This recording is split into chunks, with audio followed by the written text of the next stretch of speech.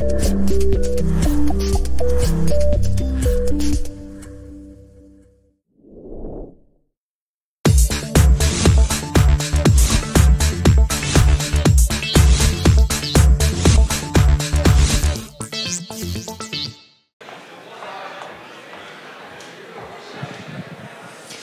вечер, уважаеми зрители! Не ви чувам!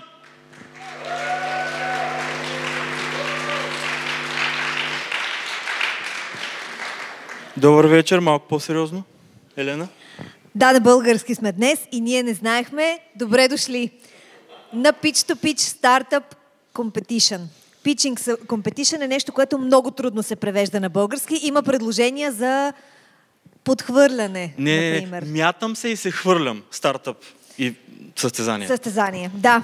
Дори, въпреки че нямаме все още фиксиран превод, всички знаете защо сте тук. Не за да видим най-добрия пич, не за да видим най-добрия стартъп, а за да се запознаем с много яки компании, за да чуем изключително ценната обратна връзка и въпроси от журито и за да се потопим отново в света на предприемачеството, което е всъщност основната ценност, защото дори когато предприемача е между стартъпите, е най-добрият служител.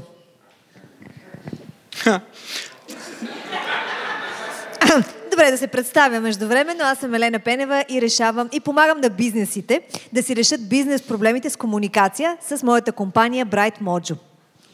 Аз се казвам Атанас Нейчев, може да ме намерите в Google, както си искате, да ме добавите в LinkedIn. Нас Нейчев съм навсякъде в социалните мрежи, така че ще се радвам да ви помогна, ако искате да бустнете на български стартъпа ви извън границите на страната и Балканите. Сега малко повече за Pitch to Pitch на български. Pitch to Pitch е национално състезание. Вече се провежда за 5-ти сезон. Това е втори епизод от 5-тия сезон. Всеки сезон има 10 епизода. На 11-тият епизод обикновено сме на финал. Победителя от всеки епизод отива на финала, а победителя от финала получава супер яки награди. Една седмица в Израел, в тяхната прекрасна стартъп екосистема. Много менторство, много други награди от нашите приятели и партньори и като цяло така хубаво е да победите. Но, между другото, всички са победители тук, защото всяка вечер има много награди. Докато говорим за партньори, първо специални благодарности за фонда на фондовете България и Red Bull България, които са спонсори на този сезон. Да не забравяме и по традиция, вие също може да участвате, като гласувате, задавате въпроси на стартъпите, които пичват на сцената, като влезете на следния линк. ahaslides.com, нали? /P2P Vote. Като P2P, нали, е Pitch to Pitch и Vote е гласувам, нали? Не излизайте от линка, стойте на него, стойте само на него като цяло, пишете въпроси, бъдете активни. Да.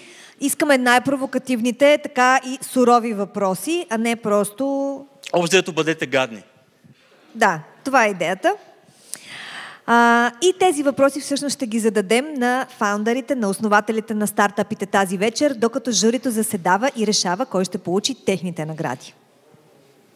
И като стана дума за жури, да се запознаем с журито, междувременно да благодарим и на OMI-TV, които пък осигуряват това след всеки епизод, да можете да го гледате още веднъж и още веднъж и още веднъж онлайн. Мега аплодисменти за OMI-TV, ladies and gentlemen! Добре, време е за журито. Да поканим първия член на сцената, Виктор Манев от Импетус Капитал. Мадлен Жекова, Angel Investor. Ивайло Иванов, регионален менеджер на Founders Institute, който е най-големия стартъп акселератор в света. Да, бе, да. Явор Александров, инвестмент менеджер в Shift. И Емил Шикерджийски, основател на Networking Premium, която е най-голямата мрежа от коуъркинг пространства на Балканите. И организатор на това събитие. Той както е тръгнал, Вафли Networking Premium ще пускаш ли? Не. Трябва ли да отговоря? Да. Няма да пускам вафли. Добре. Все още. Мляко? Кисело? С черния етикет, знаеш колко ще е хубаво. Това пичовете явно започнаха, но все пак нека и официално да ги обявим. Първи ще видим на сцената по сценарий или по списъка зад нас? По списъка, защото ще стане гаф. Максим Ойтлицки Playbuild. Който не говори български, не знам сега как ще се случи този пич, но може би ще е на английски. Да е учил. Yes, please welcome on stage. Yeah. Но, много силен старт на българското ни издание, но нищо, след това ще завием обратно в... Добре дошъл, как си? Нормално. Заповядай, тук трябва да застанеш. Това е твоя микрофон. Имаш 1 минута. 1 минута.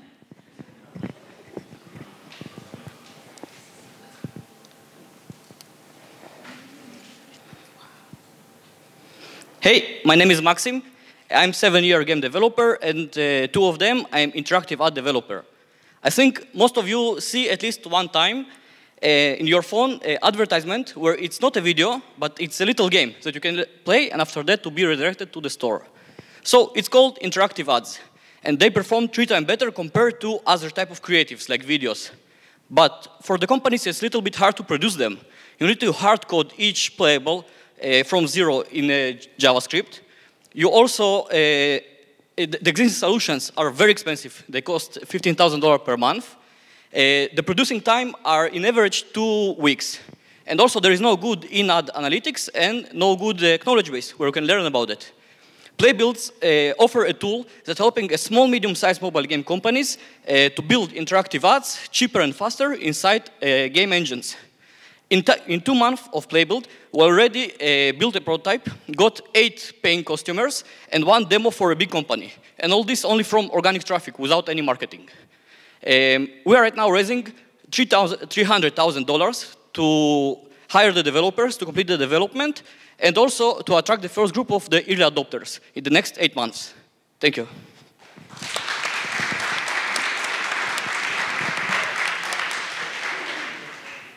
So bravo for your achievement so far, Maxim. Thank you. So you had eight paying customers already. What is the revenue? It's annual or monthly? No, it's one-time payment. Most of the clients, it was $8, and one of them was $10. And right now, it's not really MVP, it's more a prototype. Mm-hmm. And it's working and they're satisfied? It's already running on real games, advertising other games? Right now, I try to catch the clients. I not really achieved. Today was also 2 customers, one from Mongolia and one from UK. So from them, I more like right now waiting for some answers, because with the Mongolia, I more talk with them in the email and the live chat. And the other clients not answer me right now, but I don't know about it. What's your competition and how do you compare to them? Yeah, so there is one big competitor.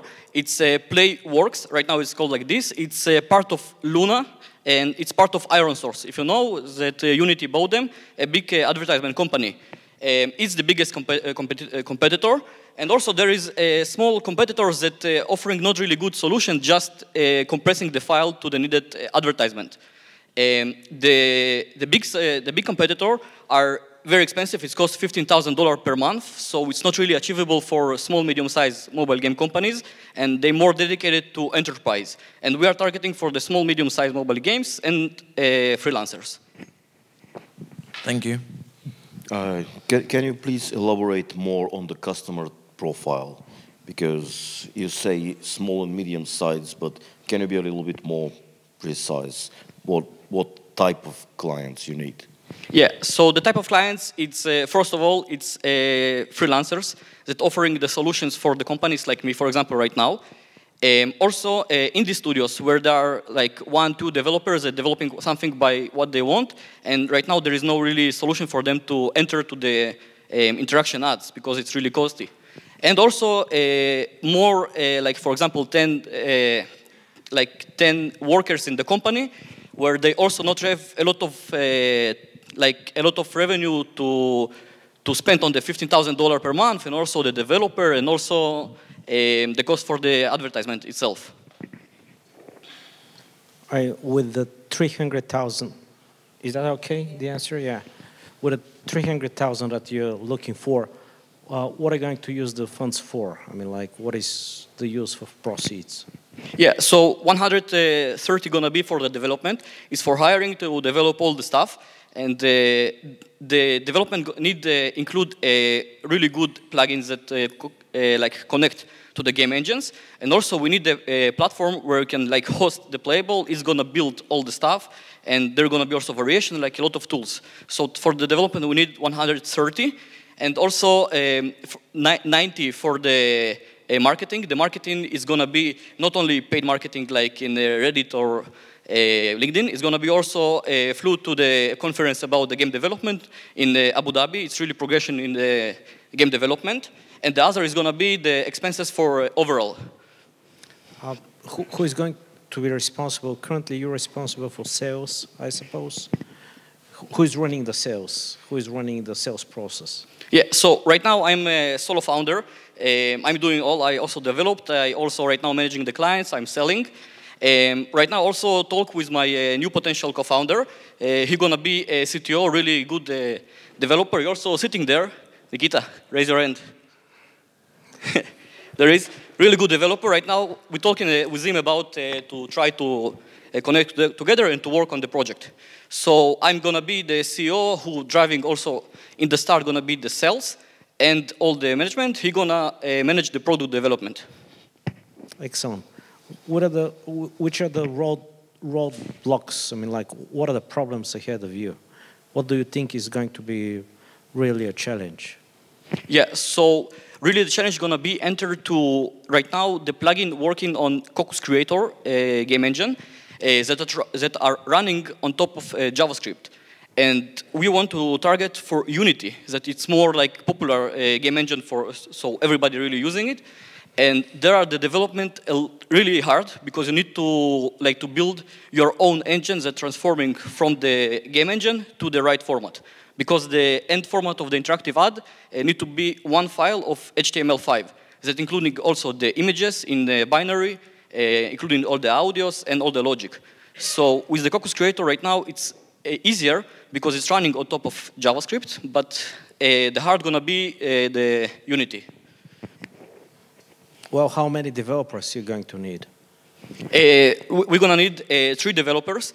Need one that's gonna be aimed to the plugin right now. And also, we need for the backend, for the platform itself, and also for the front end. And the others going to be like freelancers, for example, designers and all the stuff. I have a good connection to get really not expensive designers, but really amazing that I worked a lot with them in my other projects that I've done before. Where is the company registered? Right now, it's registered in Israel. Right. So you should be able to raise easily Israeli money. Yes, but right now we're relocating to Bulgaria. I started to relocation right now it's 9 months, something like this, when I moved from Israel. So right now the company is still registered in Israel, but the target are to register it in Bulgaria. Yeah, keep it in Israel and keep a company in Bulgaria. So there and there. Yeah, having 2 companies could be an advantage. Mm-hmm. Also, what's your market focus? Like, where are you marketing at the moment?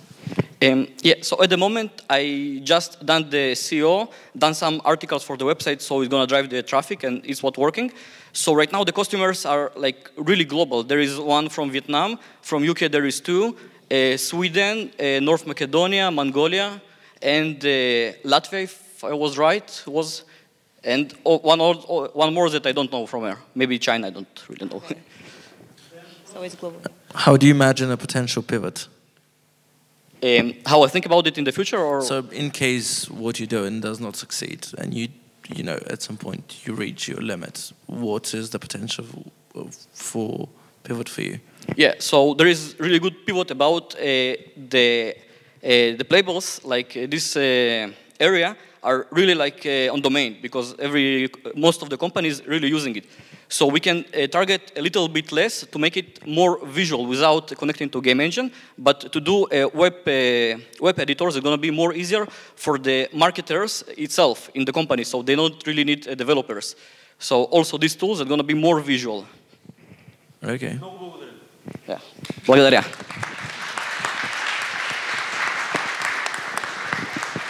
Колко от вас в публиката имат стартъп?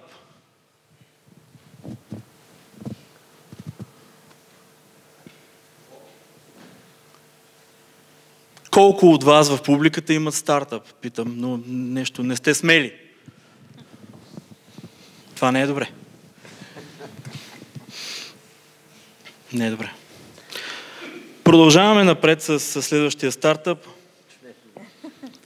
Или някаква друга идея да ти дам за нетворкинг? Димитър Кандев, Aquaware.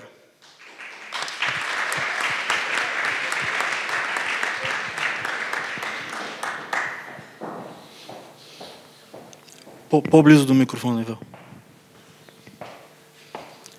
Заповядай, не се доближавай до тях, много са лоши.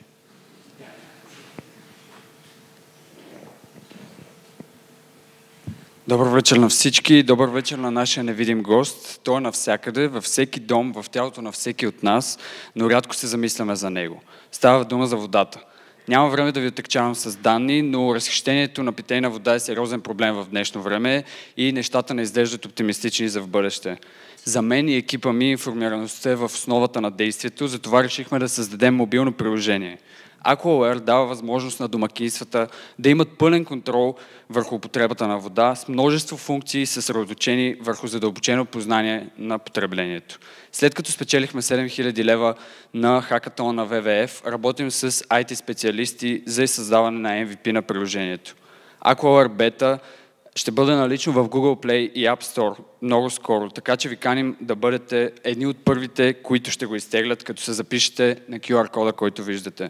Нека превърнем устойчивото използване на вода в общо усилие, защото всяка капка е от значение.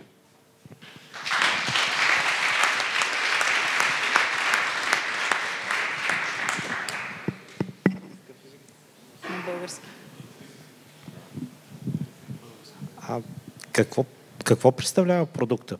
По-точно услугата, апликацията, каква услуга ще предоставя? Услугата цели да предостави по-голяма информация за потреблението във всяка част от домакинството, за да може всеки човек да има не просто едни цифри в сметката си под формата на кубици, а по-голямо разбиране върху това къде точно изтича голяма част от водата и какво може да направи той, за да бъде част от промяната към по-добро бъдеще.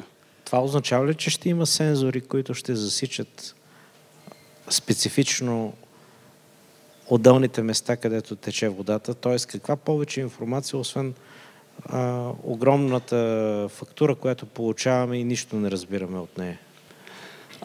Основната идея, която в момента имаме, е да се уповаваме на водомерите с дистанционно отчитане, които трябва до 2026-2027 година да навлязат в масова употреба и от тях ще можем да извличаме повече информация за това как точно се потребява водата.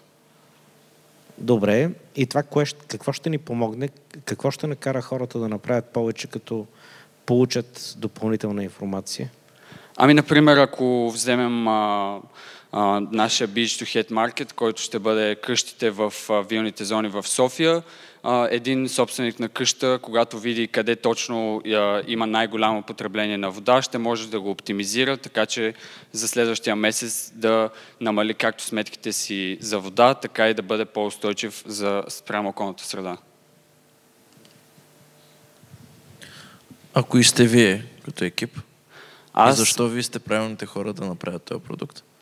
Аз, Боряна и Стела са в публиката, ние сме студенти, ние сме правилните хора за това, защото сме много силно мотивирани и в същото време сме много засегнати, не засегнати, но aware спрямо околната среда и искаме да живеем в един свят, в който няма такова голямо разхищение на питейна вода, както е в момента.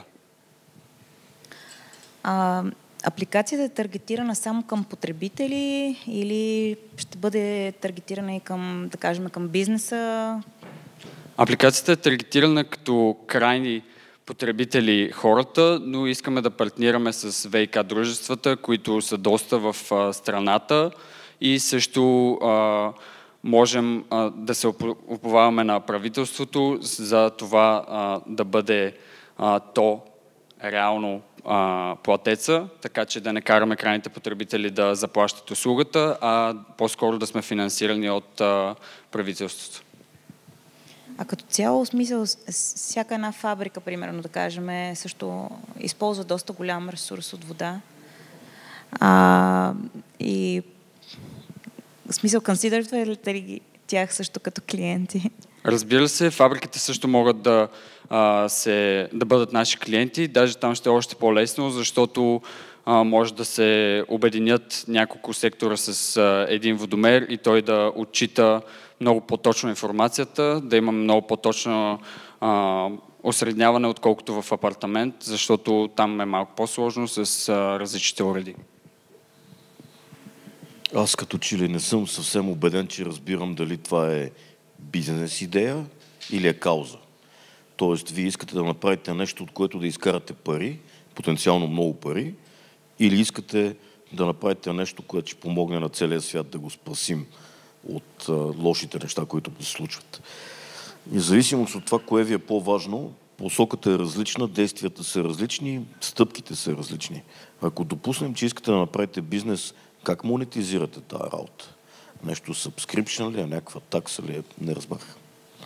Ами по принцип, както казах, идеята е крайните потребители да не заплащат за услугата директно, а това да става чрез правителството и многото отделен бюджет в тази насока.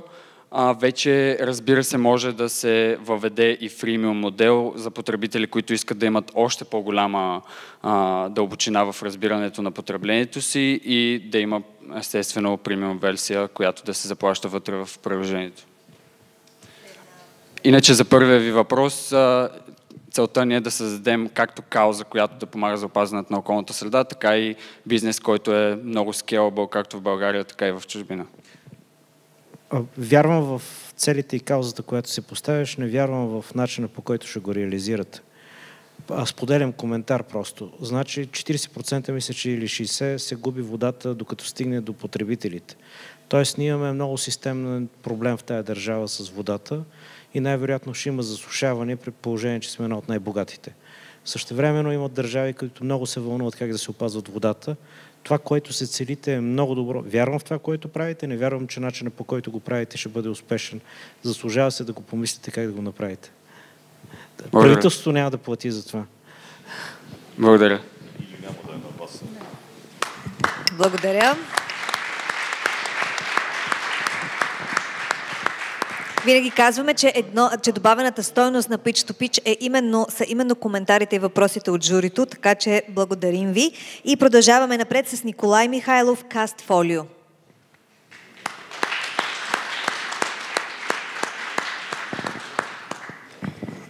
Здравейте, аз съм Николай и съм продуцент, режисьор, играя тенис и от години искам повече хора да правят кино. И всъщност, ако се замислите, всички в света в момента и атлети правят кино. Защо? Защото постоянно интереса на публиката с телефоните ни на практика е наложително човек да гледа на къде е камерата, дали е хубавата му страна или лошата. Виждал съм го с много проекти, много стартъпи, но в крайна сметка за себе си реших, че искам да направя мобилно приложение. От 12 години работя по този проект. Ще питате защо толкова време. Завърших Founder Institute преди няколко години, дойде COVID. И за съжаление COVID спря цялото кино. Сега търсиме 200 000 евро, за да може да продължим напред, тъй като изискването на този проект е огромно, свързано с маркетинг. Тук съм донесъл няколко неща с мен, които са свързани с филмови предизвикателства, но и книги, албуми, каталози, които се раздават на филмови пазари, където искаме да се позиционираме. Благодаря.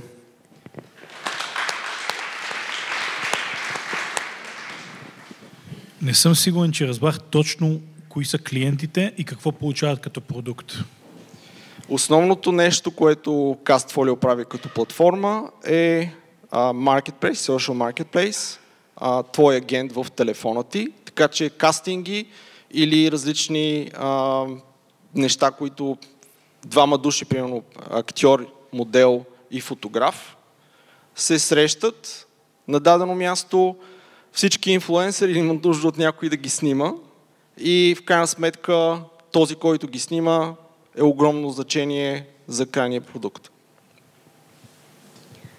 Докъде сте сега с развитието на идеята? Бяхме публикували сайт преди няколко години, но това беше преди COVID, така че наложи се последните няколко години аз сам да почна да програмирам. Така че ChatGPT е нещо страхотно и SwiftUI, всъщност предизвикателството, което искаме да направим сега с използване на изкуствен интелект, на практика да даваме възможност на повече хора да автоматизират публикуването на обяви, както и описанието и локализирането на различни езици, тъй като това е важно. Така че хората, когато пътуват по света, да могат по-лесно да намерят на свой език това, което им трябва. Имате ли proof of concept вече и какъв на телефона ми мога да това? покажа няколко екрана, т.е. те са работещи функции, но в крайна сметка над 300 интервюта сме направили с специалисти по целия свят. 30 000 лева взехме като така ревеню по-скоро, имаме малка инвестиция, но това беше преди COVID, много неща се промениха от тогава, но до голяма степен, тъй като виждам какво се случва, Apple в момента всичките си видеа снима на своите телефони и хората са свикнали, че телефона може да направи много неща, но екипа, който работи зад телефона, като организация, като професионализъм, трябва ти цяла армия, за да направиш качествена продукция. И във връзка с предходния ми въпрос, какъв юзербейс имате за момента и... Една от причините да искам да работя върху този проект е, че той е продължение на платформа, която бяхме стартирали през 2010 година с дизайнери. Тогава бяхме събрали 2500 души, но за съжаление се наложи, 2 пъти ни хакнаха, така че прекратих това. В момента смятаме, че с една такава инвестиция може да достигнем до 15-20 хиляди потребители в рамките на 6 месеца. Благодаря.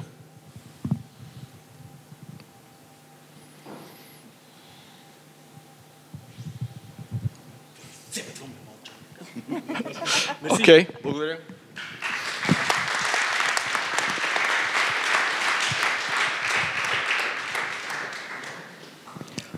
Кой има стартъп в публиката?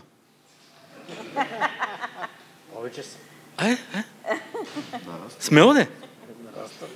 Какво е това, дига, Окей.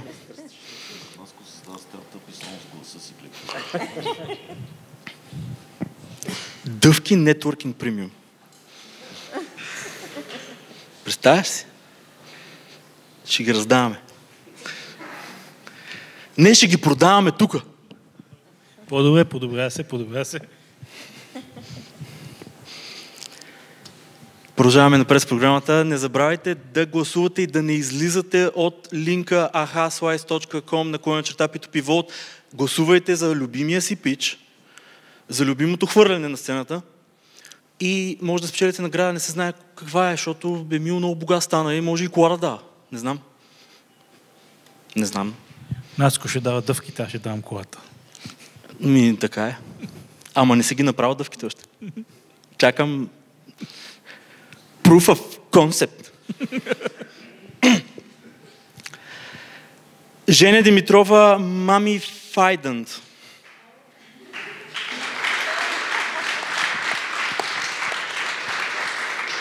Спрете с те имена в ChatGPT. Само да кажа Mom Fidant. Успех! Мерси! Искам обратно живота си. Чувствам се виновна, че крещя на детето си. Аз добра майка ли съм? Това са част от тревожните мисли на една нова майка. Аз съм Женя и съм основател на Mumfident и встъпвайки в ролята на майка, осъзнах, че здравната система не подпомага жените след родилния процес. Терапията е скъпа и 1 от 7 жени страдат от следродилна депресия. В същото време съществуват множество психологични проучвания по темата, които не достигат до жените. Така обединихме усилия с социални учени и психолози да обучим AI модел с верифицирана база данни от информация. Какво е Mumfident? Това е приложение, което имитира разговор с психолог и дава отговори, които са научно базирани. Също така прави ранен психологически скрининг, за да определи нуждата от разговора с специалист.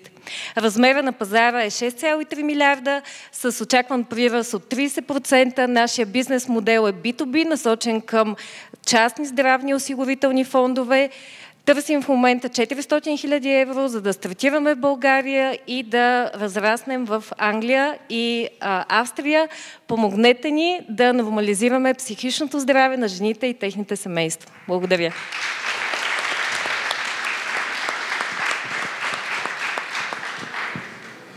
Този проблем в момента нашумя. Така и усещам и миналия стартъп са около теми, които са много релевантни. Не знам кое дойде преди това, нали, проблема или нашумяването, или продукта. Това е като чатбот, нали? Да, като това чатбот. Е чатбот. И той в момента не е на български или? Проучванията са на английски, но през AI превеждаме на локалния език, т.е. когато българска жена си пише с него, отговорите са на български. Имате ли вече ползватели? В момента още тренираме модела си. Средата на декември ще лончнем първата версия, но имаме 15 000 база данни от въпроси и отговори, на които тренираме на суперкомпютър модела. Ваш ли е модела или е ChatGPT? Използваме Llama 8 милиарда, използваме инфраструктура, която ни е предоставена от австрийска организация. Оттам използваме изчислителна мощ, също така подкрепа от София Тех Парк.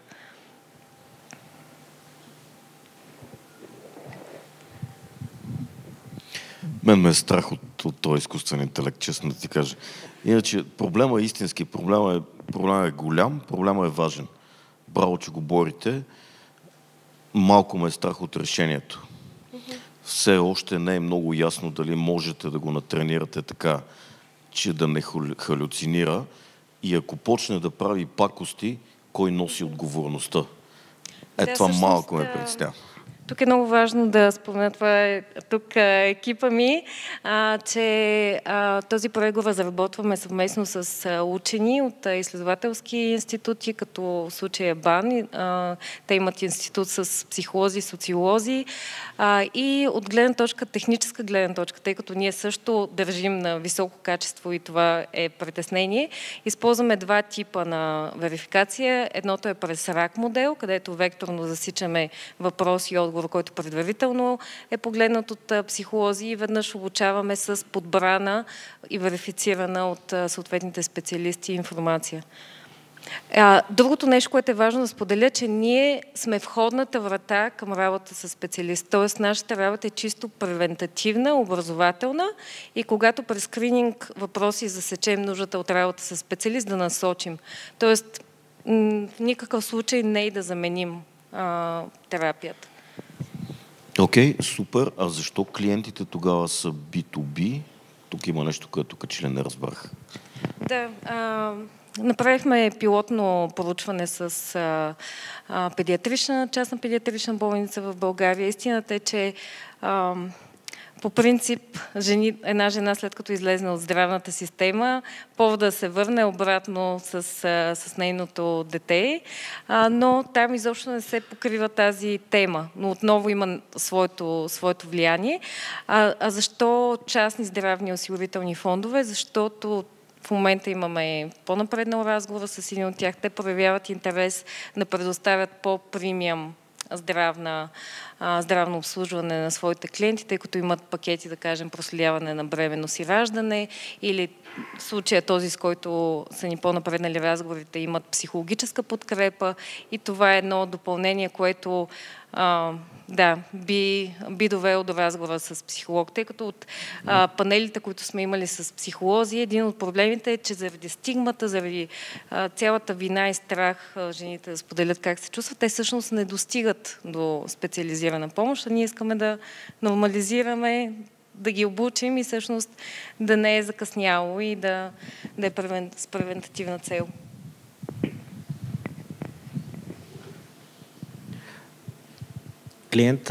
Клиента е B2B, т.е. да приемем, че е здравно заведение. Монетизирането как ще бъде? То ще бъде по линия на това, че ще плаща частен фонд? Частен здравен фонд. Да, в случая с тях обсъждаме или да купят голям пакет от лицензии, които и да им дадем, или да го white labelнем към тяхното приложение, през което крайните клиенти могат да закупят или да използват други осигурителни услуги. Това ще бъде за България или за Австрия? Тъй като е австрийско дружеството, таргетираме и Австрия. Другия ни тип клиенти са медицински устройства. Имаме два задълбочени разговори с такива, които дават информация за здравето на детето, съчетано с психологически асистент. Това би дало едно доста по-добро решение, тъй като голяма част от притесненията всъщност на жените са свързани с развитието на децата. Какво търсите всъщност в момента? Търсим финансиране. В размер на? 400 000 евро. Което ще служи за? Което ще служи да пуснем крайния продукт, да натренираме допълнителни модули, тъй като в момента модула ни е грижа за себе си, психично здраве, но темите от 0 до 3 са страшно много. Това е първия ни use case, но след това искаме да обхванем бременност, фертилност, менопауза, т.е. да обхванем психологически фази от живота на жената, така че да дадем подкрепа на нея, на семейството. Един въпрос. Защо сте започнали с жената?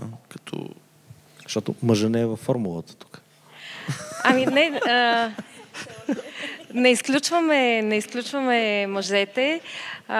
Така от всички проучвания виждаме, че всъщност... Мъжете трябват преди раждането, жената след раждането.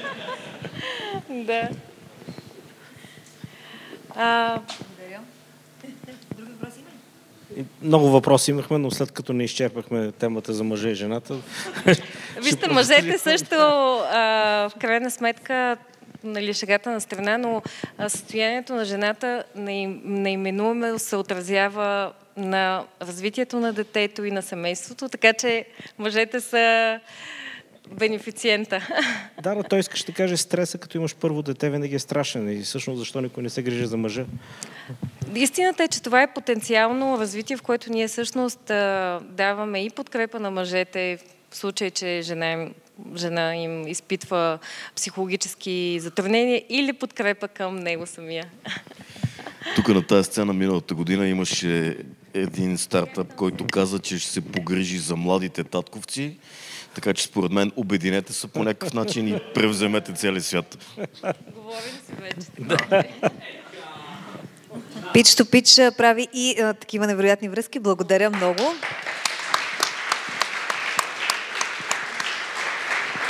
Ще имаме възможност да научим малко повече за стартъпите и от вашите въпроси. Надявам се ги задавате и сте активни на ahaslides.com /P2P Vote. Там по време на всеки пич се вижда в реално време какво мислите, така че мислете в реално време. А сега ще имаме един стартъп, който ще пичва. Моля? Скипваме. Добре. Така, как се каже това? Рисковете на живото предаване. Продължаваме напред с един не точно стартъп, както те се определят, но важна организация, която също ще видим на тази сцена. Така че да поканим последния пич от Шаро.bg.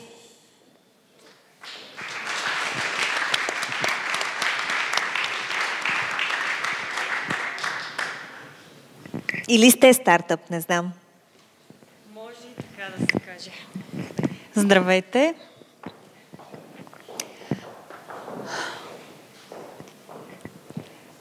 Казвам се Вероника и съм основател на една организация за защита на животните.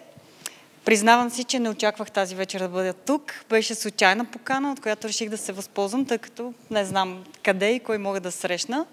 Това, което правя, е благотворителност. Спасявам и задумявам, лекувам животни. Но идеята, която се роди около благотворителността, беше как да направя организацията ми да се самоиздържа.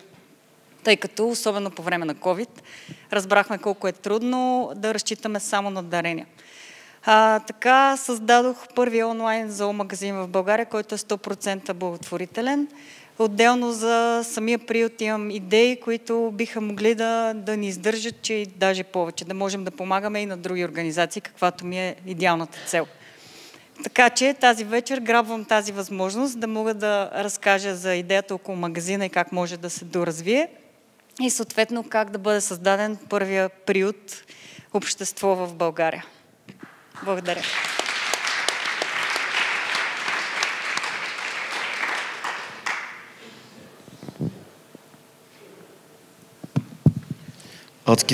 Адски трудно е това. Значи от последните 4-5 години аз помагам на Подкрепи БГ и на микрофона по-трудно помагам, ама сега чуваме ли се?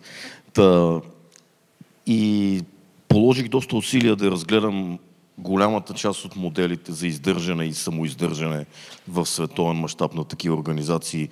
Мога да ти разкажа страшно много неща, така че нека поговорим малко след това. Адски трудна е тази задача. Моля те, кажи ми ти как си го представяш. Магазин, който да продава какво и да печели как, към момента не разбрах. Окей, магазинът е най-обикновен зоомагазин, както е всеки друг. Просто идеята тук е, че зад този магазин има кауза, т.е. пазарувайки вие за своя домашен любимец, без това да ви струва нищо допълнително, вие вече помагате. За България, специално за София, тъй като ние сме в София ситуирани, предлагаме доставка до врата. Съответно, дали ще си купите бранд като Роял Канин от нас или от друг онлайн зоомагазин или физически, единствената разлика е, че вие вече сте в каузата. Без никой да ви иска специално всеки месец дарения, да давате финансово или каквото и да било. Съответно, този магазин вече работи. Идеята изглежда се харесва от хората, защото ги улеснява да кажем това, че те могат да кажат, ето аз помагам, а всъщност да правят това, което така или иначе ще направят. Само че аз няма си купа Бентли, а с печалбата издържам моите 120 животни. Това нещо, единственото, което от тук нататък просто му липсва, е достатъчна популярност, тъй като е много ново, буквално беше създадено като една идея, една вечер родена и доста добре стартира. Не сме взимали кредити, вече нещата се случват. Това, което забелязваме, че когато отида при дистрибутори, вносители и всякакви други хора, които са нужни, за да можеш да работиш, контрагентите, всъщност те грабват идеята много бързо и успяваме да си договорим просто по-големи отстъпки, без да ги заслужим с оборот в началото. И това е пък техния принос за каузата. На тях също не им струва нищо допълнително, но вече се гордеят с това, че участват в нещо, което прави добро. Отделно, ако имате желание, още една минута ще ви отнема приюта, за който вече закупихме място и тепърво правим документалната част. Там сме планирали да имаме клиника, която да си работи за нас, защото там много средства просто заминават за ветеринарни грижи. Отделно има страшно много запитвания от чужбина, от студенти ветеринари, които искат да идват да практикуват тук. Съответно, ние можем да ги използваме за тази клиника да работи и в полза на други хора. Естествено платено. В приюта, така наречената част, която ще бъде за бизнес, е това, че ще има хотел за кучета. Той ще издържа нашите животни и голяма част от персонала. Защото това е ниша, която тепърва се разработва, но когато пак е с кауза, някак си хората по друг начин възприемат идеята.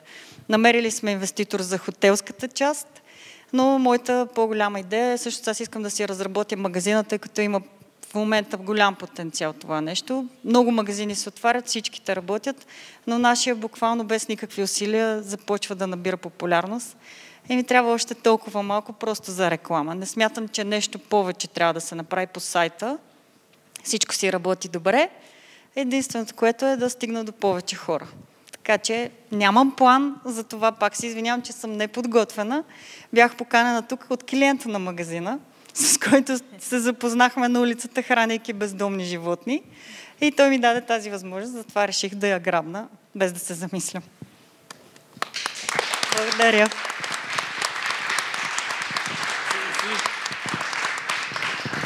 Чудесни каузи, сега чуйте сега.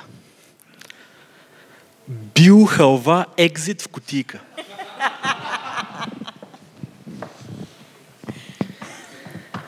Лютеница Костинброд от Networking Premium.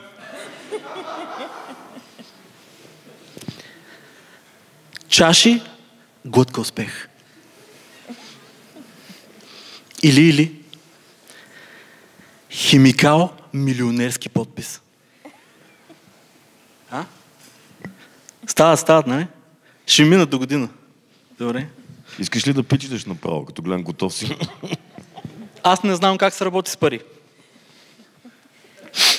Така, публика няма търпение. И аз. Старт! Здравейте на всички, казвам се Николай и съм съосновател на Expanda. Ровичкам си носа из българския e-commerce последните няколко месеца и разбрах две ключови неща. Първото нещо е, че има всеобщо приет консенсус, че за всеки нов канал, който един онлайн продавач започне да използва, се очаква неговите продажби да нараснат с между 10 и 50% в зависимост от това дали канал е локален или международен. Второто нещо, което разбрах, е, че за почти всеки продавач това да започне да менажира само един допълнителен канал за продажба би му коствало толкова много време и риск нещо да се обърка, че тези потенциални проценти увеличение на печалбите нямат почти никакво значение за него. В Expanda целим разширението на онлайн бизнеса към допълнителни канали за продажба да го направим на един клик разстояние. Автоматизираме най-заболелите процеси, като споделяне на обяви в много платформи, апдейт на обява във всички канали, в които вече е качена, комуникация с клиенти и други. Имаме работещо MVP, което вече се използва от малки онлайн бизнеси и благодарение на нас те започнаха да продават на гръцкия пазар в платформата Вендора. Една минута, нали?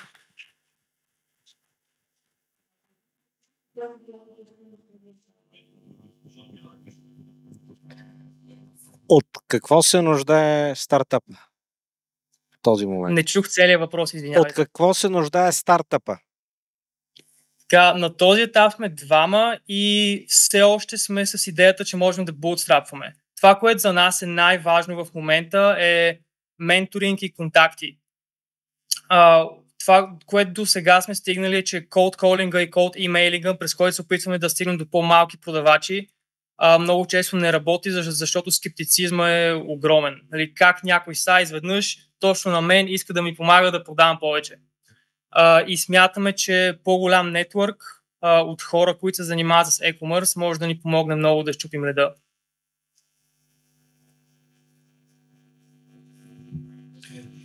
Имате ли вече някои магазини, които ви използват?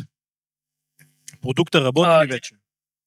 Ние като интеграция или наши потребители дали ни използват? И двете. Дали имате вече интеграция готова и второ, дали имате вече клиенти истински? Да, и двете да. За MVP се насочихме първо да направим интеграция с OLX и с една друга платформа, която е най-голямата в Вендора и от няколко месеца се опитва да навлезе и на българския пазар, казва се Вендора. Извинявайте, най-голямата в Гърция и се опитва да навлезе в България от няколко месеца и се казва Вендора. Това са ни двете първи интеграции, като идеята на MVP-то е да помагаме на OLX продавачи да започнат да продават и в Вендора на гръцкия пазар. Имаме двама потребители, които вече ни ползват, имаме още двама, които предстои другата седмица да започнат и имаме още двама или трима, с които сме в дискусия, предстои онбординг и активно в момента набираме нови бета потребители. Това ни е фокуса в момента. Окей, благодаря.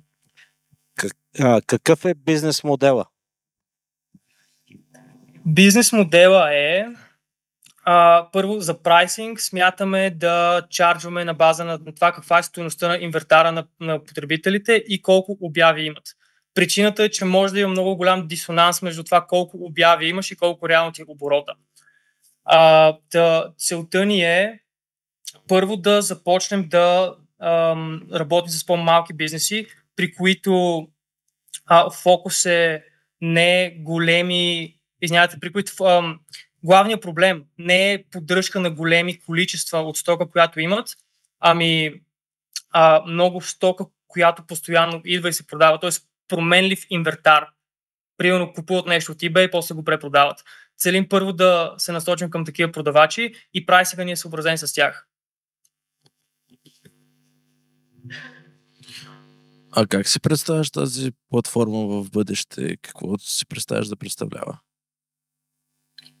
Не чух добре въпрос. Как си представяш самата платформа и по-скоро твоя продукт, това, което билдваш в бъдеще, в идеален свят?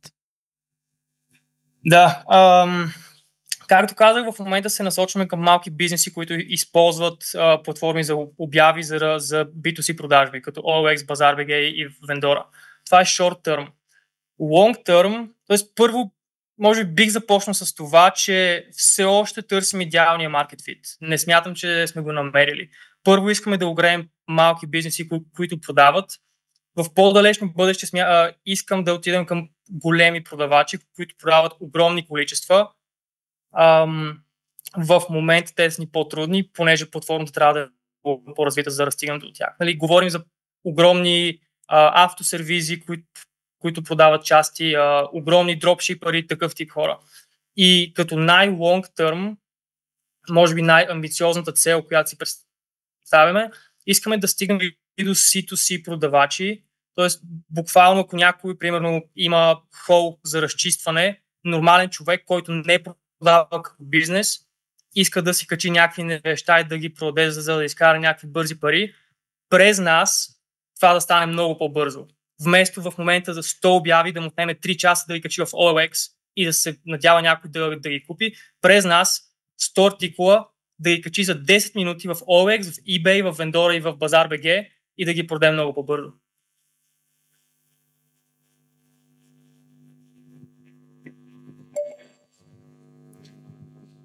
Много благодаря. Амбициозно, обаче много интересно. Браво!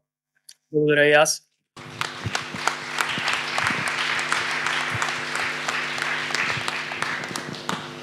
Не забравяйте да гласувате отново в приложението, не приложението, в браузъра ви на ahaslice.com/P2B Vote и да изберете любимия си пич за тази вечер. Може да спечелите нещо. Готино. Готино. Това сигурно джензитата в залата си казват какво значи това. Не знаем просто вашия език. Сега значи готино ли? Да, това е много старовремско. Това е едно да кажеш яко. Значи е the shit. Може би е брат. Не. Сега да поканим журито да заседава и да реши кои са стартъпите, които ще получат техните награди тази вечер. А ние с вас ще зададем вашите въпроси, така че каним на сцената горещите столове на журито да бъдат заети от 5, т.е. по един от всеки стартъп фаундъри. Жури, очакваме от вас интересни решения. А момчето с Escape емблемата ще включва ли? Тук е, добре, и него да го пуснем. Ще го пуснем, да. Да, ще приключим с него, така че заповядайте, основатели, please welcome само on по stage. един човек от всеки стартъп. Please come to the stage to answer questions, yeah. Да. Единственият човек, който не говори български, поне вече е бил на Pitch to Pitch. Аз мога ли да помоля в залата, кой вече е бил в тази зала? Може ли да дадете знак? За първи път повечето, всъщност. Добре дошли отново. За всички, които са за първи път, винаги казваме, че първо, очевидно, може да оцелеете. Търпят ни. Да, и второ, може да се върнете. Добре, започваме с въпросите на публиката. С първия стартъп, който е PlayBuild. Can you tell us a little bit more about your journey as an entrepreneur? What was your first business? What is the second? You're not here on the stage for the first time. So please tell us a little bit about yourself. Yeah, so a couple years ago, like something like 3 years ago, I started the entrepreneurship journey.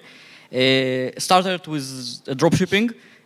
Fell there, was in the loan because of it. After that, I done 1.5 year of website and marketing development agency. I was the CTO there. After that, or not after, by the way, also started a startup about AR images, where you have a physical, for example, chocolate. You have an image, and you can, with the phone, to put it to look about the chocolate and to see a video. It was a SaaS product. Failed in the validation. Only 2 clients been in the 1.5 year.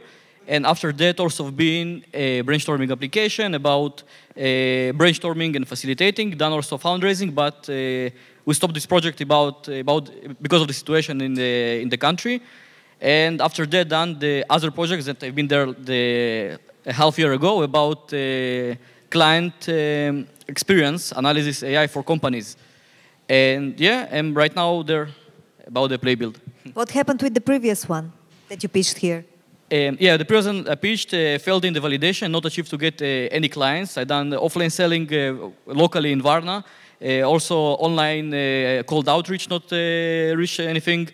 Also paid marketing, so it's really like I don't see any traction for that. So stopped. Aren't you afraid that because sales again are up to you in the new startup, aren't you afraid that you're not a good salesman? I know that I'm not a very good salesman, but for that, it's gonna be workers are gonna help with that. But right now, also in the Playbuild, I already see a good traction. Is that also 8 clients that bought the plugin right now without any marketing and only from organic traffic from Google, where if I'm not wrong, it was 19% conversion rate from the Google traffic that came to the website organically. So there I feel more like confident. And also this stuff I'm doing 7 years, so I'm more understanding this area. So maybe the third co-founder may be a salesperson. Maybe you can find a salesperson and a third co-founder here instead of money or with money, you know? Let's see, I'm open-minded. How many clients do you need to break even on costs? Right now, there is no expenses on the stuff because the plugin are working locally on the computer of the client. So the development was free because I developed it by myself. Also, the website developed by myself on WordPress. So also, it's like I already got hosting for that. The only expenses was the domain. So it's really cheap. So it's already like profitable. Not a lot of money, but profitable. Does AI do the same thing better than you? There is no AIs that can do it because you need to develop all the stuff from zero. You need the actual HTML games that gonna be, and you need it visually corrected to your game. So, for example, you have a game, for example, Angry Birds. You need the advertisements that need to be for Angry Birds. So you need to develop it from zero. The only AIs that can help you is in the codes that will help you to fill the line. But there is no AIs that can help you with the build of that. So how do you scale it if you create it from scratch every time for each game developer? It's what needed. The game companies need to develop each time advertisement. It's the same the mobile gaming companies need to produce every time a new ad video, and they need to do it from zero in the Adobe After Effects or any other software. So the same with this advertisement.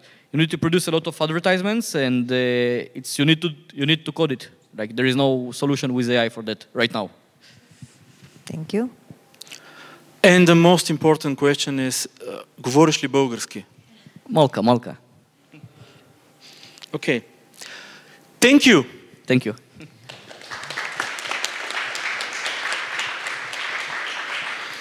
Да преминем на следващия стартъп, който се казва Aquaware. Нали правилно го казвам? Да. Добре. Защото не мога да чета на английски. Така. Важното е на български. Да.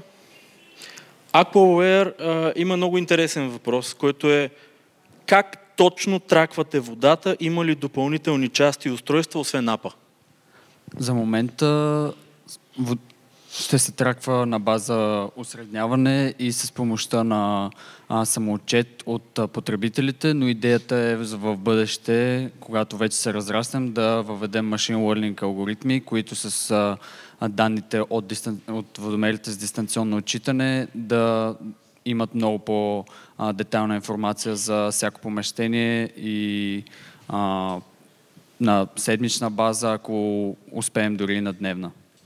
Добре, преди да те унищожа, кажи за твоя предприемачески опит, как си започнал да се интересуваш от стартъпи? Ами аз нямам предприемачески опит. Започнах да се интересувам от стартъпи, когато участвах на хакатона на ВВФ за идеи. Моят въпрос е, защо се насочихте към потребителите като отговорни за пилеенето на вода, при условие, че обикновено всъщност в нито един от екологичните проблеми потребителите не могат да бъдат решението почти.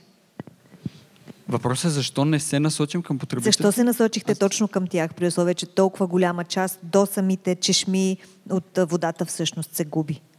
Ами защото има доста стартъпи, които се занимават с точно това да открият течове, да помогнат на операторите в това да намират къде точно по веригата се губи водата, но решихме, че ще е хубаво да има един стартъп, който дава яснота на хората не само с цел намаляне на разходите и сметките, ами по-голяма видимост на това какво реално потребяваме, защото мислим, че никой от нас няма реална такава. Как точно, какъв е процесът, добавям, помагате на основния потребител да намали потреблението си на вода? Какъв е процес? Има ли някаква формула? Ами няма някаква формула, по-скоро с данните, които потребителите виждат, както казваме, с awareness идва и responsibility, и когато те видят как точно потребяват водата, сами решават дали и как да намалят потреблението си. В крайна сметка всичко опира до самите нас. Странен въпрос. Защо не продавате сензори на ВиК, за да си намери течовете по трасето? Има ли някой от ВиК да дигне ръка? Ами защото в основата на стартъпа ни стои реално по-голямата яснота върху самото потребление, а не самите сензори, които в бъдеще могат да бъдат имплементирани. Добре, мой въпрос. Как намирате клиенти? Клиентите могат да бъдат намерени по много начини, основно чрез връзка с партньори, които ще бъдат ВиК операторите, като вече имахме среща и с Софийска вода Veolia. Да преминаваме напред. Castfolio.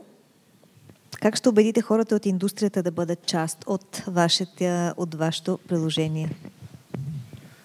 Всъщност не знам колко хора видяха слайда, но на практика разговорите им са били с продуценти и режисьори в рамките на 3 изречения и виждайки, нали, какво правиме, те казват, искам да го използвам. Така че нещата, които са за убеждаване, в момента един продуцент трябва да има екип, който да говори по телефона с целия, т.е. асистент-продуцента помага на продуцента, за да може да се свърза за всеки снимачен ден, което е изключително много натоварва точно целият процес. И на практика използването на телефона не е по умен начин, ако мога да кажа, извън говоренето. Добре, тъй като аз съм запознат с креативната индустрия, как работи, имам такъв малко въпрос, който не знам дали по-скоро ще помогна, за да се обясни какво точно прави. Ако журналист зададе въпроса, какво точно правите, и трябва да напише заглавието журналистически, като вие просто един онлайн агент ли сте? Да. Да, това е отговор, така ли? Да. А какво прави точно един агент в филмовата индустрия? Присъства в моментите, в които се взимат решения за проекти. Тоест, Агента е там, където актьора не може да бъде, когато се представят проекти. В повечето случаи това са абсолютно затворени срещи. Нещата се случват на хартия, на 4 очи и се търси нови актьор. И докато не бъде актьор, сценарист, режисьор, докато не бъде оговорен, всичко е тайна. Нали, пълна тайна, така че агента е в тези моменти, той взима 10%, това е нашия бизнес модел, но агента всъщност прави връзката между хилядите хора, които искат ролята или работата, защото идеята на нашата платформа е да свързва абсолютно всички. Има ли някой от надписа тук, между другото? Случайно. Нещо, което... Те са на протеста. Да. Аз преподавам 20 години и преди 2 години преподавах тук. На практика проблема за един нов човек да влезне в индустрията е огромен и точно за това са агентите. Сега разбрахте ли? Не. Ти четеш от въпросите, нали така? Не, от себе си чета. Може би все пак да опитаме пак да покажем въпросите, защото който ги е задал, вероятно иска да си да ги зададем. Секунда само, защото ми ги пращат така малко на... Така. Има ли такъв към... Има, един мой въпрос, докато си губим, нали, така, има и 10 минути, докато онлайн човека ни е на линия. Така че ще побързам. Първо въпрос, ако започнете да имате много големи имена в платформата, как ще запазите тези данни, защото хората ще се опитат да стигнат до тях? Точно това е идеята на големите имена, платформата на практика да ограничава. Точно това е идеята, че едно голямо име в момента и в Instagram, и във всичките платформи има агенти. Тоест ние няма да забраним агентите, но помагаме на агентите да си свършат по-лесно работата с менажирането на календара, на графика на своя клиент. Не, по-скоро въпросът ми е технологично как защитават информацията. Технологично по целия свят подобни платформи съществуват, така че ако някой си хвърли телефона и нашето приложение бъде отворено в този момент, включително нали, в моя телефон в момента има контакти на най-различни продуценти от целия свят. Няма как нали, да избегнеш този достъп. Добре. Продължаваме напред към Малфидент.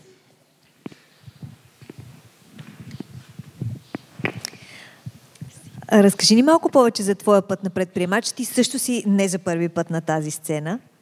Да, точно така. Може би за трети път.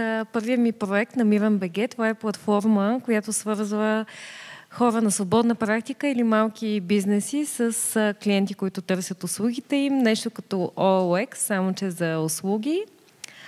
Платформата все още съществува. Но след като останах майка, темата за новия ми проект почна да ме вълнува. Започнах да говоря с много жени, за да валидирам проблема. Около 100 дълбочини интервюта направих, панел с специалисти, за да валидирам проблема. След това на една спин-оф конференция, която се състоя тук, съвсем случайно, щастливо обстоятелство се запознах с професор Стоянка Черкезова от Института за изследване на населението на човека и така всъщност решихме да направим тази симбиоза между наука, бизнес и технология, благодарение на моят технически партньор, разбира се. Аз имам един въпрос. Ако вашите клиенти са, примерно, здравни фондове, и тяхната идея винаги е да спестят пари от разходите за техните клиенти, а вашия асистент е възможно да им препоръча всъщност да продължат някъде, където има истински специалист. Това не е ли конфликт на интереси? Ами, не точно.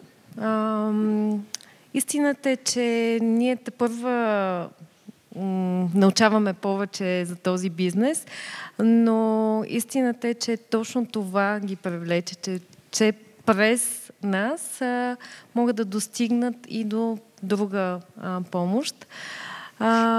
това е един канал за нас, който по-лесно да достигнем до повече жени и съответно през работодател това да бъде безвъзмезно като подкрепа за тях, но естествено дългосрочно идеята ни е да достигнем до по-масово до жени и дългосрочно да се целим към здравни фондове и изобщо да навлезем и B2C, така че всяка жена да може да има помощ в лицето на този психологически асистент. Благодаря. Виждаш ли въпроси в Aha? Виждам много въпроси. Така, първият въпрос е на английски. How does your product take a share against existing software such as BetterHelp? BetterHelp, интересно тук да споделя, че екс-вайс-президент на BetterHelp ни е част от адвайзерите. BetterHelp е маркетплейс, който свързва психолози с крайни потребители, една от най-известните платформи в Щатите, но това си е типичен маркетплейс, т.е. тук трябва да имаш осъзнат крайен клиент, който да търси помощта, докато нашия проблем, който решаваме, че първо заради това, че терапията е скъпа и изобщо самото осъзнаване, че има проблем от жената или нейните близки, ние подпомагаме точно за тази информираност и превенция. Така че по-скоро допълваме. Следващия въпрос от публиката. Предполагам, че заради GDPR информацията от чата не може да се събира или използва за трениране на модела. Как бихте се справили с това? Всъщност не смятаме, че не може да използваме. Естествено, информацията е напълно поверителна, но точно през интеракцията и събирането на въпроси, всъщност нашия модел ще става толкова по-добър, за да формулира и съответните отговори, да знае кои са темите, които най-много засягат жените в този период. Супер, преминаваме напред. Благодарим ти, Шаро БГ. Да започнем с това, тъй като казахте, че най-ключовото за вас в момента, което търсите, е маркетинг и широка популярност на магазина. Какъв е подхода ви? Как ги намирате? В момента този, който използваме, единствено и само инфлуенсъри и хора, които реално имат отношение към проблема с бездомните животни или като цяло просто имат домашни любимци и симпатизират на животните. И за сега работим с известни актьори и най-различни популярни те са точно инфлуенсъри. Реално не мога да ги нарека по друг начин. Успяхме преди 3-4 години, мисля, че беше в един от поредните ни календари да инволвнем имена като Койна Русева, като... Всъщност, съжалявам, че забравям, защото просто се притеснявам. Но да, няма проблем. Календар с изключително много популярни лица от телевизията, от музикалния бранш. И всичко се получава някак лесно, когато важното е те да рекламират. Да, но преди 2 години правихме огромен фестивал, който се навиха и ПИВ да пеят безплатно, Керана и космонавтите, Любо, Орлин Павлов, просто когато е за кауза и когато хората вярват в нея, успяваме да ги ангажираме с това и да ни популяризират. И за сега работи. Да, може би. Аз имах предвид магазина, който е всъщност... Магазина по същия начин. Тези същите хора, всичките имат домашни любимци и те винаги, когато нещо си пазаруват от нас, публикуват и така достигаме до тяхната аудитория реално, без да плащаме за сега за това нещо. Но смятам, че има повече потенциал, ако имахме финансирането, да използваме класически маркетинг. Колко от вас в публиката имат домашен любимец? Готови ли сте да си смените магазина?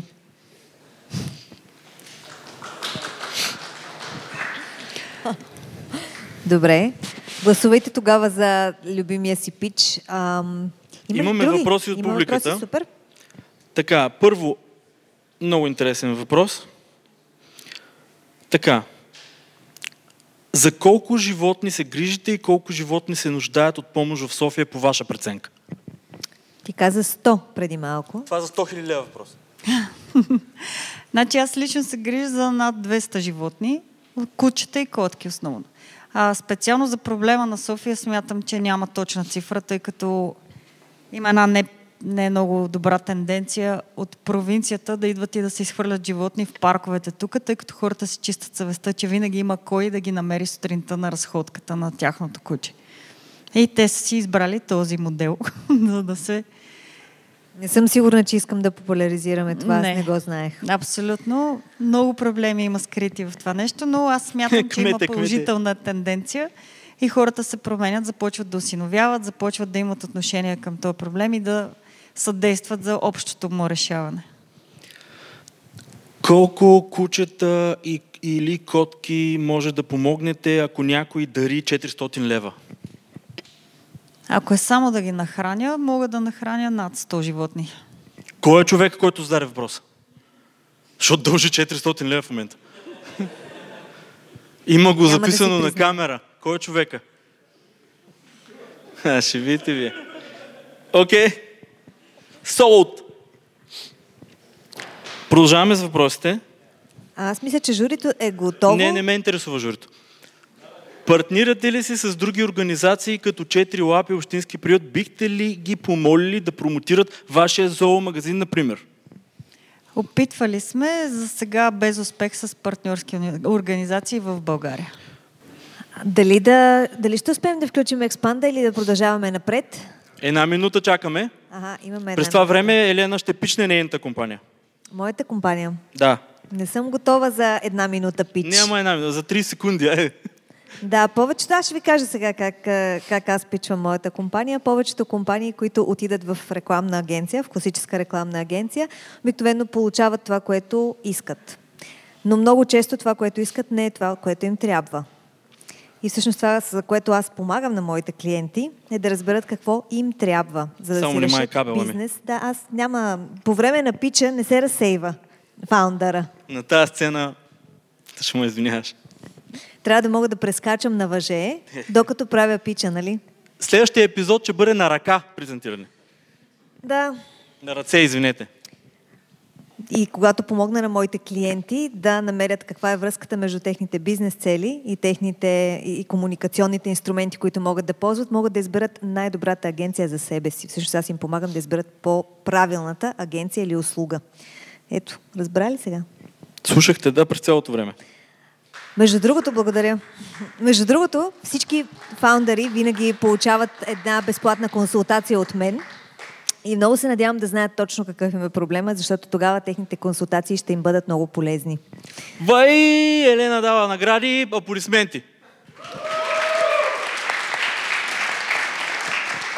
Продължаваме напред. Аз взимам екзекутив решение, защото част от предприемаческия път е да се взимат бързи решения. Така че благодарим на основателите. Please, go down, but don't go too far. Да? Слезте долу, но чакайте. Какво имаме? Да, хайде да зададем готови. Въпроси. Няма проблем. Аплодисменти за основателите. Браво!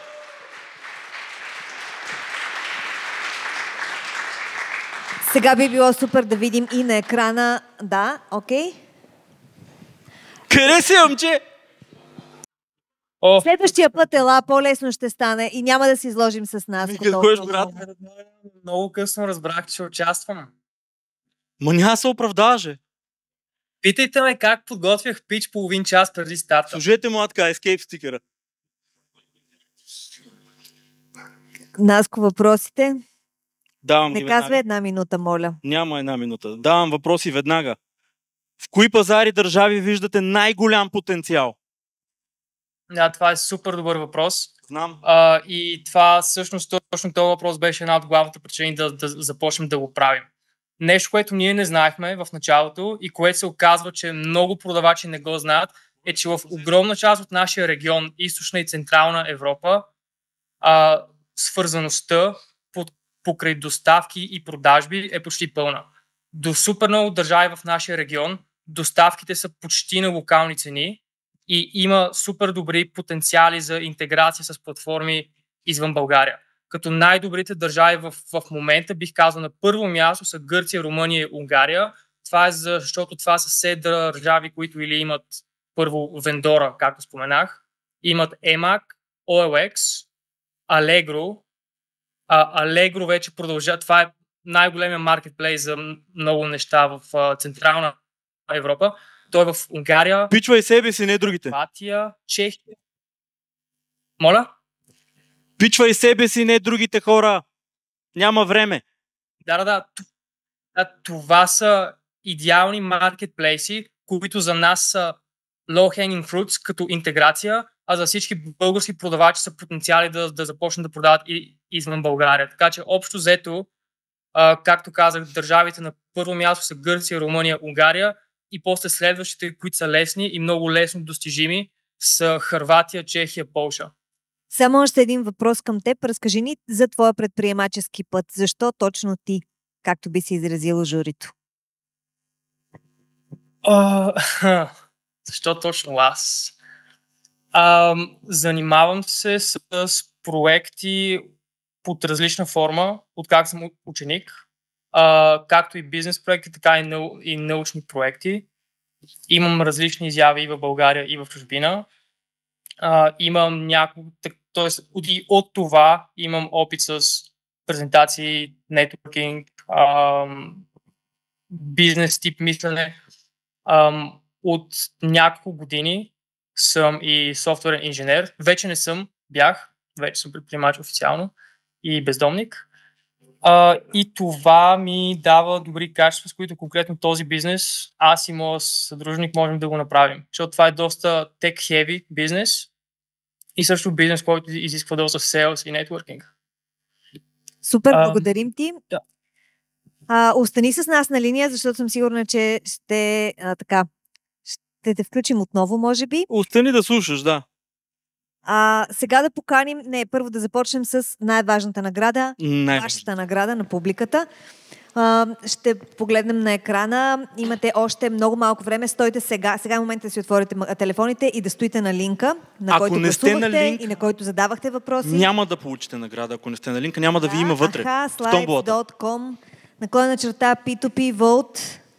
Една секунда, нали така? Ето това са... Много повече трябва да сте. Влизайте вътре. Това всъщност са резултатите от гласуването от всички вас. Ясен е победителя на публиката. Може би да поканим първо него на сцената. Това е Playbuild. Така ли? Да. Аз не съм сигурен. Доста убедително. Защото Манфидънт не знам какво случва. 28. Това е финалният резултат, нали така? Чакай, поздравления! Congratulations! Nasco, don't mess up with the results. Please, you're the audience winner, so congratulations. Please stay with us on the stage and you can be actually the person that presses the button on the Wheel of Fortune. За всички, извинявайте за английски език. Сега ще видим колелото на късмета, което ще изтегли един от вас, който ще спечели, както каза Наско, някаква награда. Тя наистина е супер яка. Наградата е една седмица в избрана от вас локация на Networking Premium. Те са много. Има 3 в София, има една в Пловдив, една в Банско. Може би скоро и на Луната, така че да видим... Не се знае, може да правите лютеница някъде.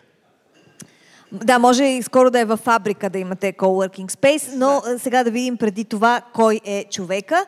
Завъртаме колелото и you will be the person that says stop. Стоп.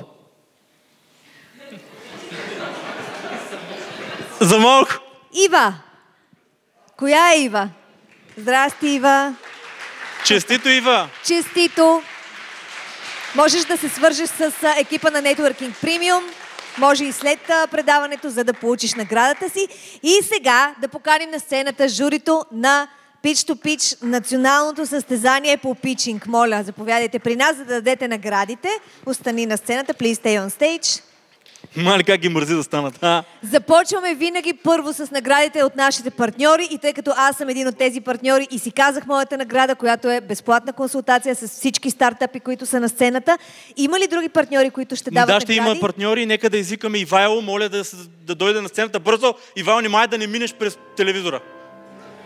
Ивайло всъщност винаги дава наградата на стартъпа, който вие избирате. Не знаем. Не, винаги дава. Знаем много добре. Днес може да не се чувства в настроение. Знаем, че не обича да говори на микрофон и затова винаги го караме. Wish you good luck, man. Thank you.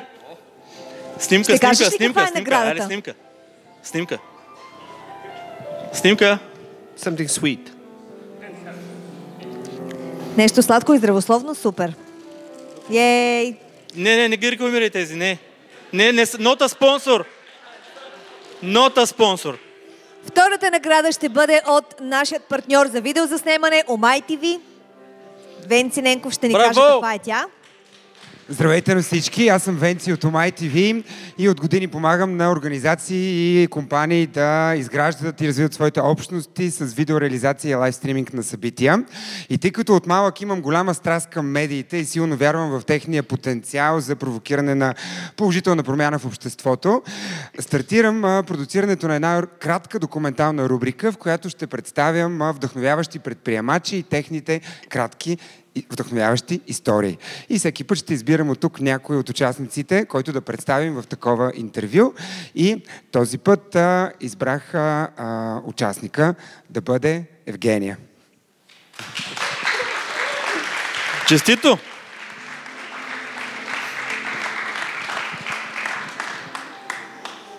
Много се радвам. Успех! Поздравления! Останете на сцената и сега да дадем... на сцената. Може ли да останете на сцената? Микрофона на... Да останете на сцената, ако може.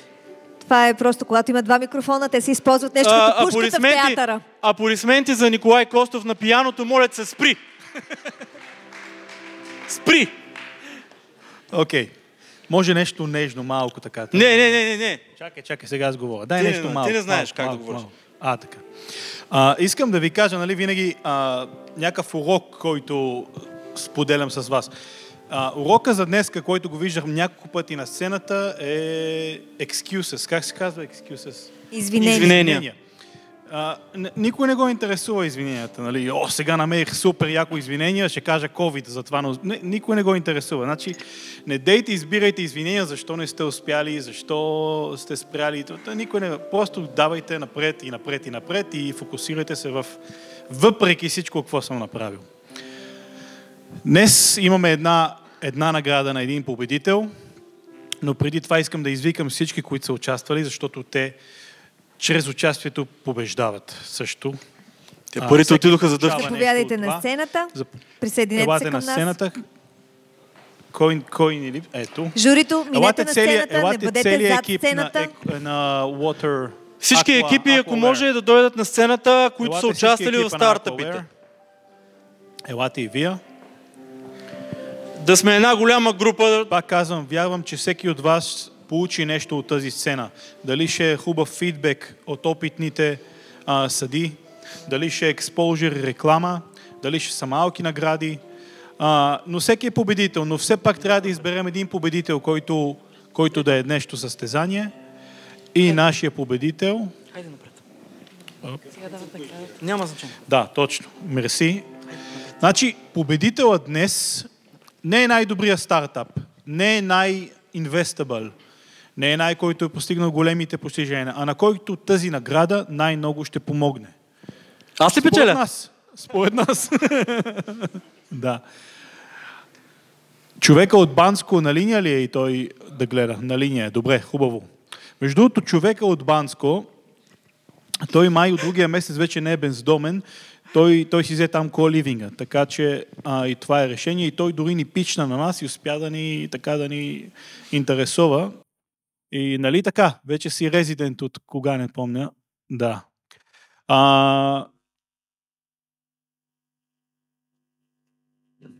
Манфиден, вие печелите 5000 лева. Честито! Тези 5000 лева са във формата на кредити към всички наши услуги, събития, вече имате офис, coworking, каквото желаете. Микрофонът е ваш. Благодаря на Лоемо. Аз искам да кажа, че бях на тази сцена, може би преди 2 или 3 години. Бяхме на горния етаж и може би около 20-30 човека. И съм много щастлива да видя как Емил, за мен много вдъхновяващ предприемач, успя да разрасне толкова много мрежата и наистина се превърне в една общност. Много благодаря за наградата и да, заедно продължаваме напред. Поздравления за всички! Ще се видим следващия месец на 11 декември. Последвайте Networking Premium и Pitch to Pitch. Вече имаме собствени страници в LinkedIn и Instagram. Последвайте Елена Пенева, Mojo Master Елена в Instagram също така. И LinkedIn, и също така Нас Нейчев навсякъде, както каза той, и го потърсете в Google. То вече само от ChatGPT се ползва. Кой ползва Google? Добре, Не правете стартъпи на ChatGPT, моля ви. И заповядайте горе на 4-ти етаж, в Networking, 6-ти етаж, но на 4-тия не се знае какво има, на 6-ти етаж на Парти и Networking. Ще се видим там. Айде! До после! Снимка. Снимка.